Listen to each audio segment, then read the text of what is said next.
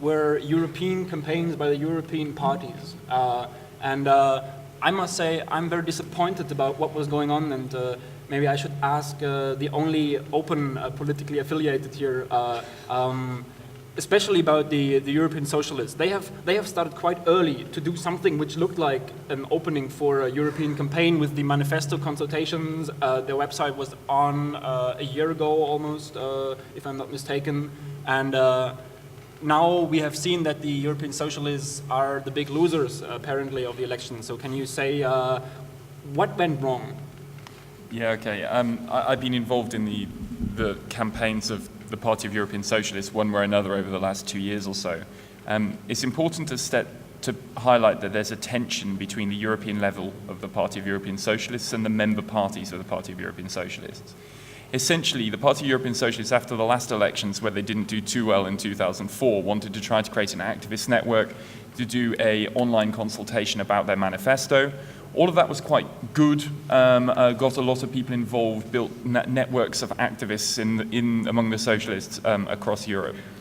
The problem then was when it then came to the party leaders, and everything broke down in the autumn when José Sócrates, the Portuguese prime minister, who's supposed to be from the centre-left, got his mate Zapatero. He and the two of them had a press conference and said that they were going to back José Manuel Barroso as Commission President. So basically, in one press conference, that killed the idea, essentially, that there was some kind of developing consciousness on the left. And it pitted the national parties, most notably in Portugal and Spain, and then also backed by Gordon Brown in the UK, against the efforts of the Party of European Socialists in Brussels.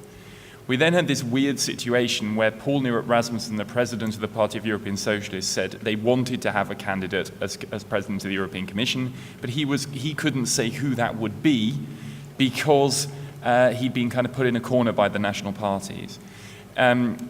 There's also a tension in Brussels that the president of the Party of European Socialists, Rasmussen, dislikes quite strongly Martin Schulz, who's the leader of the socialist group in the parliament as well, so that doesn't help.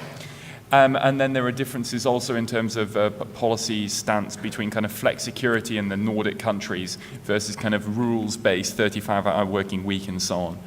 So broadly speaking, you can't, however much you network your activists together, you can't make up for the fact that if the party leaders hate each other and don't have a coherent message, there's not that much that can actually be done in order to rectify the situation.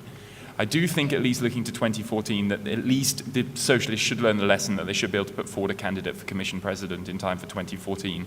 But it's going to get a lot worse yet. Also, you may have read this week that the socialist group in the European Parliament is going to be rebranding into ASDE, the Alliance of Social Democrats in Europe, which for the British and Irish among us sounds a bit like a supermarket, ASDA.